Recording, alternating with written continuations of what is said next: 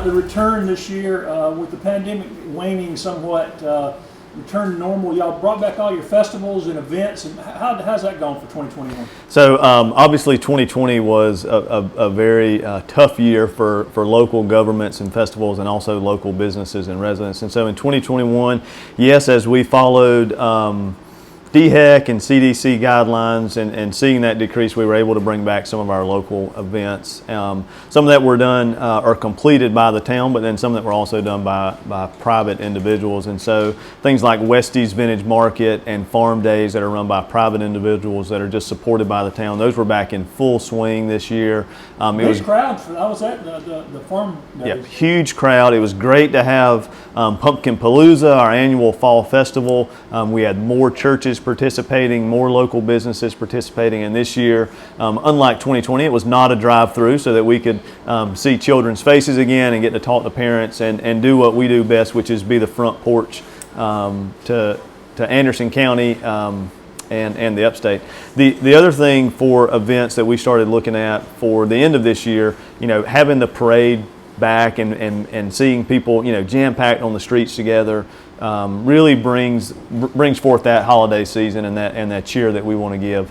And so for kind of moving forward with events, I think you're going to see West Pelzer get bigger and better. Those have been really important in your strategic plan to get people over here, right? Yes. Yes, getting people outside of their vehicles, as Highway 8 is generally a pass-through, getting them out of their vehicles, onto the streets and sidewalks, be part of our festivals, to meet the locals. That's what it's about for us, and that's how we distinguish ourselves away from maybe some of the other areas of Anderson County that are growing, that are unincorporated, or some of the larger cities that are around us, that we do have those one-on-one relationships with local businesses, local government, and your neighbors. And that's why coming forth in 2021, you're going to hear us talk a lot about being our best, which is why you'll see a new hashtag in 2021 for West Pelzer called Best Pelzer. You also had a lot of economic development news for West Pelzer in 2021. Let's talk a little bit about that. Yep. I always like to tell the full story of 2015 having literally 100% vacancy on Main Street. Granted, our Main Street is only the size of an electronics department, and Walmart is still very, very special to us. And so as of right now, we're at about 95% capacity in downtown, with new restaurants like Baby Sumo, Hibachi Food, who will probably in 2022, you'll start to see some new offerings there, maybe some sushi nights and some other things. We also have a gentleman's barbershop, A1 Elegance, which is absolutely phenomenal. Pool table inside, have 4 folks, give the beard trims, straight razor, a great addition to our other businesses in town. And so since 2015, you can talk about places like Milltown Place or Westie's or 24 West, all the Lincoln Tap Room, all new places in town that complement our local residents. It's a huge, people that aren't familiar with the process, to bring in new businesses to a small town is a big deal. It is a huge deal. We do not have the incentive packages or the fee in lieu ofs that maybe some other cities can do, or general fund tax rebates. We don't have the option to do that a lot of times, and so it ends up being, again, what West Pelzer is really good at: one-on-one relationships, being able to provide that market data or research to them to let them know that their business can be successful. I tell people a lot of times that our market data may show that a restaurant would work, but there's so many other ways that restaurants fail, whether it's number of employees or workforce, whether it's the attitudes, whether it's the quality of food. And so we harp a lot on talking about one-on-one relationships with local business owners, and the businesses that are successful in West Pelzer that you'll see are all owner operated.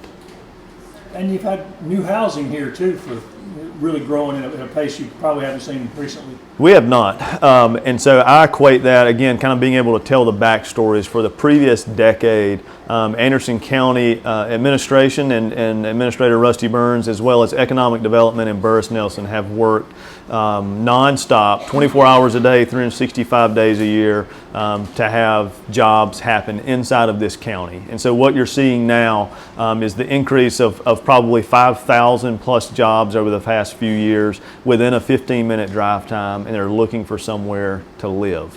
And so West Pelzer offers those same resources that the large cities offer. You can live in West Pelzer and walk and have food. You can walk to the park. You can walk to the grocery store, to church, all of the things that the big city offers. And so for us to have about 90 homes that are permitted or under construction or lots that are available is amazing.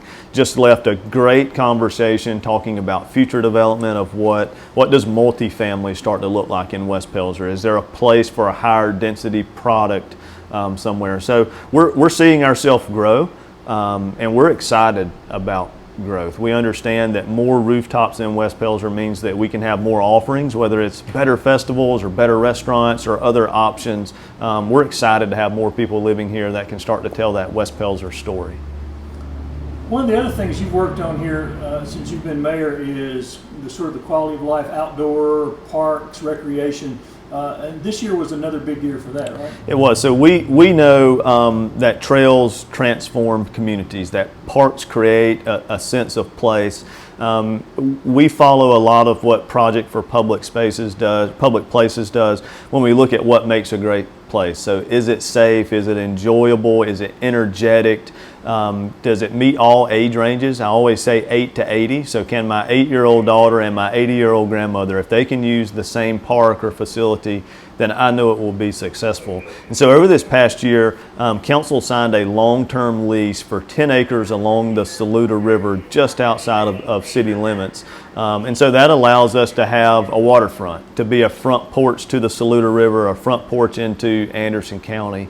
We were blessed to receive funding from our local legislative delegation for water recreation funds to build boardwalks and trails on that property that you'll see built in 2022.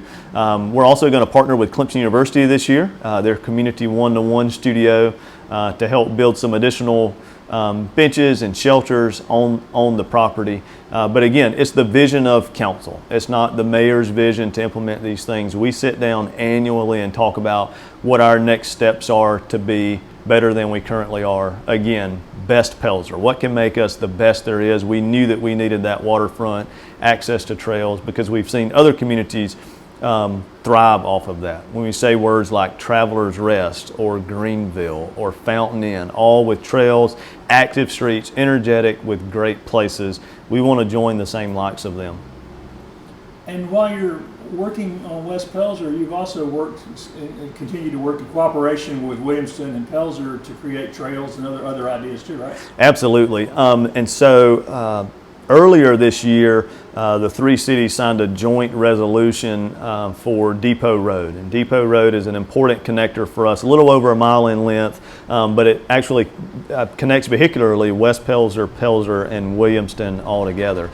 We have about 50 walkers a day that are walking to and from school and using that corridor as their sole means of transportation by foot or by bike.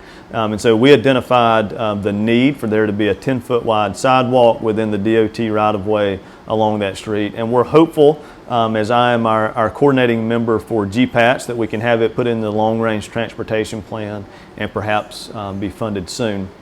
I know that in coordinating with Mayor Burgess that and the town of West Pelzer, that we're looking at potentially using some of our ARP funds for additional connectivity and economic development, connecting people to places. I know that Williamston has a phenomenal opportunity to follow Big Creek with a greenway that would connect their historic downtown and park to the schools. We want to make sure we're doing our part and working the other direction.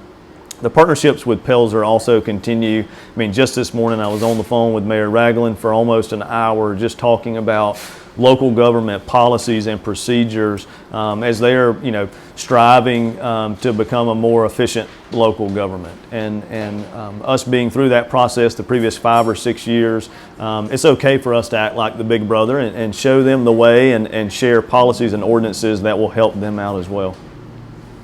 Looking ahead to the first quarter of 2022, it's hard to believe we're saying that, have you and your council identified some ideas and things y'all want to be working on the first part of the year? Not yet. We look forward to you coming back and talking to us.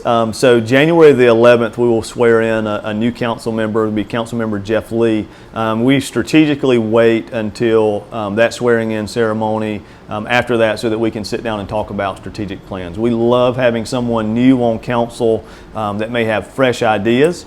Jeff is a great story of someone that grew up here, moved away, and then chose to move back here in his middle age. And so we're super excited to have some fresh eyes and minds, but someone that also understands the history of what's going on.